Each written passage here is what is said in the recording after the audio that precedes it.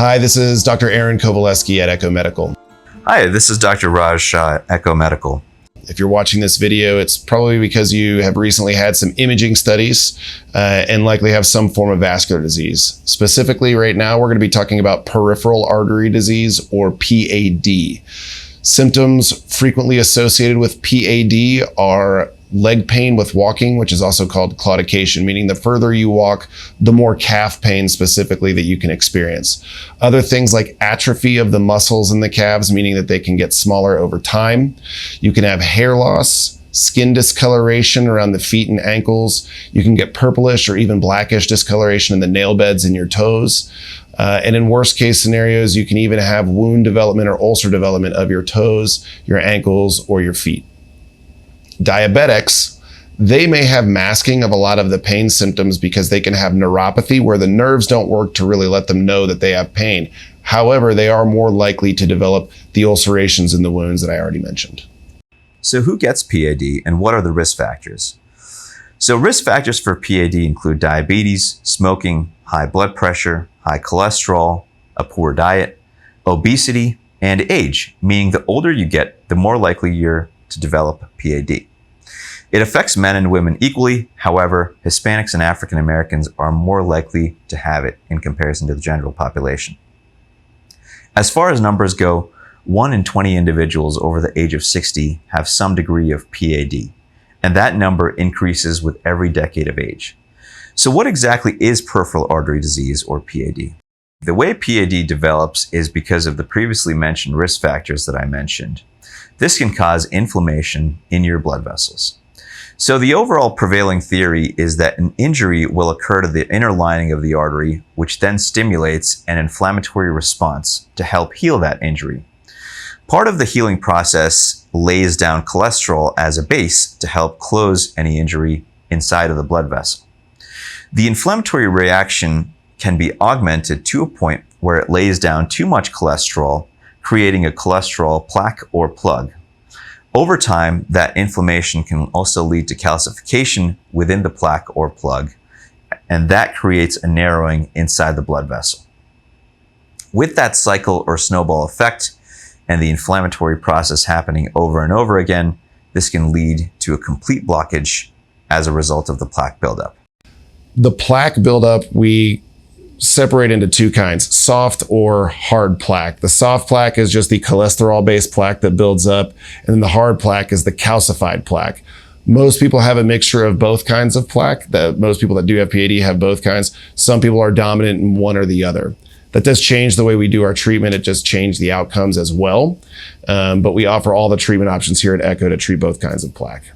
Most people in the general population are actually going to be pretty familiar with plaque buildup. They just may not know it. Everyone knows what a heart attack is, and everyone has heard of plaque buildup in the heart. PAD is the exact same disease process as what occurs in the heart causing a heart attack, except it's just in your legs instead. So the way I like to phrase it to patients is it's essentially having a heart attack in your leg, but instead, if you have a heart attack, obviously your heart is going to be more important, but in your feet and your toes and your legs, that's usually when you have things like wound formation and amputation instead of a heart attack. To diagnose PAD, there's a number of studies that can be performed. At ECCO Medical, we do one study, we can call it a blood pressure cuff study. It's called a pulse volume recording. That's when we put a blood pressure cuff on your arms and on your legs. And what we're doing is we're comparing the pressures in your legs and your arms. They're supposed to be about the same. If you have a narrowing or a blockage in your leg, that pressure will be quite a bit lower. So we're looking at that functionality relative to your arms, which very rarely have any kind of artery disease. The next thing we do are vascular ultrasounds, or something that's called an arterial Doppler, where it's just an ultrasound probe. It's non-invasive. You're just taking a look at the blood vessels themselves to getting an anatomic evaluation of the blood vessel, but also a functional evaluation to make certain it's able to push blood down to the feet and toes. Another study that can be done, especially to evaluate arteries in the abdomen and the chest and the pelvis, is going to be a CAT scan or a CTA or a CT angiography. We order those if the ultrasound doesn't give us the information that we need, or if we suspect that you have issues with your aorta. Let's discuss the various options to treat peripheral artery disease. One is the surgical option, which is called bypass grafting, and the second is what we do, which is minimally invasive, called arteriography, or angiography. So bypass grafting is a surgical procedure in which a vein or a piece of Gore-Tex is tied to one side of the artery and then to another segment of the artery lower down into the leg. This is because the native artery is blocked or severely narrowed, and we need to create a surgical bypass, avoiding the area of complete blockage. Bypass grafting is about 85% effective at solving issues related to PAD. However, there's about a 33% complication rate, either involving the graft, if the bypass graft fails, or if there's an infection at the incision site, or bleeding. Things that can determine the success of a bypass are the health of the arteries that you're tying the bypass into. If the arteries themselves aren't very healthy and don't work great already, sometimes the bypass graft has a greater chance of failing. The minimally invasive procedure called arteriogram, which we offer here at ECCO Medical, doesn't involve any incisions. It's done outpatient. It's just done with the needle stick. We do it here in the office. It involves a needle stick into the artery using ultrasound and x-ray guidance, and then using a series of tiny little wires and catheters to get through the plaque and then break it up and balloon it open. It's the exact same procedure that they use for hearts, like heart catheterization. We're just doing it in the leg instead. This has about the same success rate, sometimes a little bit higher than bypass. However, the complication rate goes from 33% to 1 to 5%, depending on the severity of the disease in the patient. Most of the complications here have nothing to do with the leg that's being treated, but it's really the access point where we stick the needle into the artery. You can get bruising, you can get some bleeding, but otherwise very low risk, usually in that 1 to 5% range. The nice thing about angiography is that every single patient is a candidate for at least one attempt. That's not the case with bypass grafting. Not every patient is a candidate for surgical bypass grafting. It really depends on the health of the arteries, as well as the ability of the patient to tolerate anesthesia. With angiography, what we do in the office setting, we are generally able to get a wire across any lesion, no matter what the length. We can open up the blood vessels with a very high success rate using the equipment I described earlier. The way we do arteriogram is using x-ray equipment and ultrasound equipment. So usually we're going to go through a needle stick in the groin.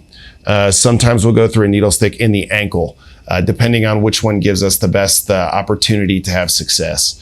So we use ultrasound to look at the blood vessel. We advance a needle under ultrasound guidance into the artery. We thread a wire through the needle's hollow. That wire we can see on x-ray, we can see it on that screen, and then we thread little tiny tubes or catheters. Catheters in our world are any flexible hollow tube, no matter the diameter. A lot of people think urinary catheters. The ones that we're using are going to be 1 to 2 millimeters in diameter, so pretty small. We use that catheter wire system to try to get through the plaque in the leg, in the arteries in the leg. And then once we're through the plaque, we can then do things like atherectomy, which is removal or breaking up of the plaque. In this case, we use a laser to do that. After that, then you can thread a balloon over that wire and then balloon the plaque open and restore flow. In some instances, we would need to place a stent, which is like a chicken wire tube, essentially, usually measuring about 4 to 6 millimeters, which is very small, about 1/4 of an inch in diameter. And we would place that in the blood vessel. That would be a permanent implant, and that would keep the blood vessel open to allow blood flow to get down to the feet and toes to prevent anything like limb amputation. Patients with peripheral artery disease will likely need to be on a blood thinner. So if you've never been on a blood thinner before, you can count on potentially being on one after this procedure. So this is a prescribed medication called Plavix, and we do this in addition to an over-the-counter aspirin for at least 3 months. After that, we do regular follow-ups at 1, 3, and 6 months after the procedure. If at any time everything looks good and we think you don't need to be seen anymore at our center, we'll stop the blood thinner. However, if you have multiple issues, you may need to be staying on that blood thinner for a longer period of time. One of the things that I really want to emphasize with any patient that has a recent diagnosis of peripheral artery disease or PAD is that this is a disease. I really want you to focus on that D in PAD. This is not a condition that just has one treatment and it's all gone. About 35% of patients that need a procedure to treat PAD need a second procedure for the exact same thing within the next 12 months. this plaque can come back. It's a disease process. Now, about 2/3 of patients only need it once. However, 35% is a really big number. So one thing that I really want every patient to understand is that when you come to a physician like me or a vascular surgeon or anyone else that treats PAD, you may be seeing them quite a bit. And you may need multiple procedures to get you to a point to where you finally don't need any more procedures. But everyone just needs to understand that this may just be one procedure. However, a little bit more than 1 in 3 patients do need at least one more procedure within 12 months after the first one. The minimally invasive procedures we do at ECCO Medical are outpatient. You walk in, you walk out, and they're very low impact on your body. We use moderate sedation for the procedure, so you're snoozing or completely asleep throughout the procedure, but we're not putting a tube down into your lungs to breathe for you like you need to do with general anesthesia.